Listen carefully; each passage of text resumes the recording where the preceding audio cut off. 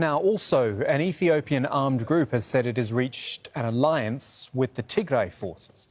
That is, of course, the Tigrayan People's Liberation Front, the TPLF, and the Oromo Liberation Army, who say the only solution is a military overthrow of the government. Earlier this year, Ethiopia's government added those two armed groups to its so-called terror list. A reminder of how we got to this point of a conflict that actually broke out back in November. That was when Ethiopian Prime Minister Abiy Ahmed sent troops to fight the TPLF. The group dominated national politics before Abiy came to power. By the end of November, the government announced its forces had taken control of Tigray's regional capital, Mekelle. But the conflict took a stunning turn in June when Tigrayan forces took back Mekelle and government soldiers withdrew. Since then, the rebels have pressed into the neighbouring Afar region in the east, Amhara in the south as well.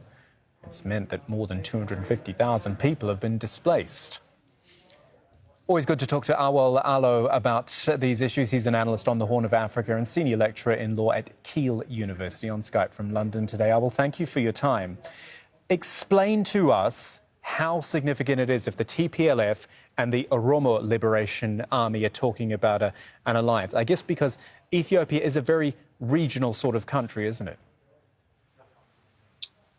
Absolutely. This is enormously significant, and I think what we are looking at is probably the beginning of the end of Abiy Ahmed's era, a man who, over the course of the last 3 years, overestimated his knowledge and understanding of just how complex the Ethiopian state is, essentially bargained with the life of the nation itself, ruling not based on evidence and critical advice that he receives from his ministers, but basically ruling based on instincts and religious hubris and bringing the country to the kind of destruction and devastation that we have seen now, not just destruction to human life and property, but also to the long-term reputation of the country. So this is a very significant development that it's very difficult to see how the government survives this onslaught, both from the north by TDF, but also from east, south,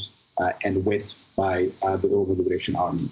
So, OK, I have to admit I wasn't expecting that sort of answer for you to say that it could be sort of beginning of the end for Abiy Ahmed. You really think that this idea of a military overthrow of the government, as these two groups are talking about, is a possibility?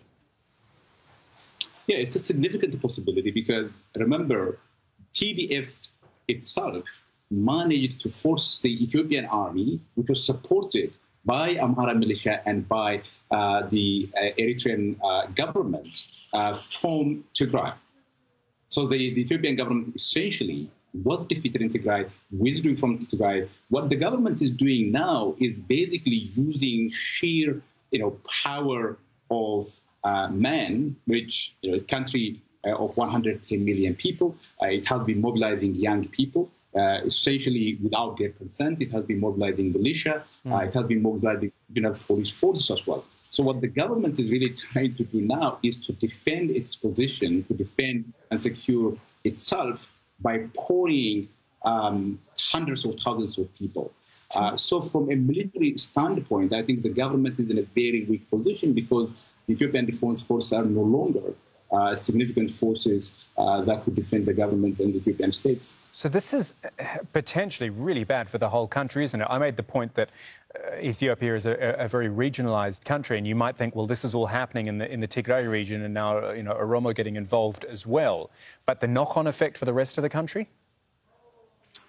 Remember, when this conflict began in Tigray, there were similar incidents in the Oromia regional state. The government has been battling the Oromo Liberation Army. And in fact, the war that was extended to Tigray actually began in Oromia, although in Oromia, because the government has significant control over the Oromia regional states, because the ruling party in that region, it was able to suppress opposition through police, intelligence, reports, and so on and so forth, while at the same time conducting full-scale insurgency.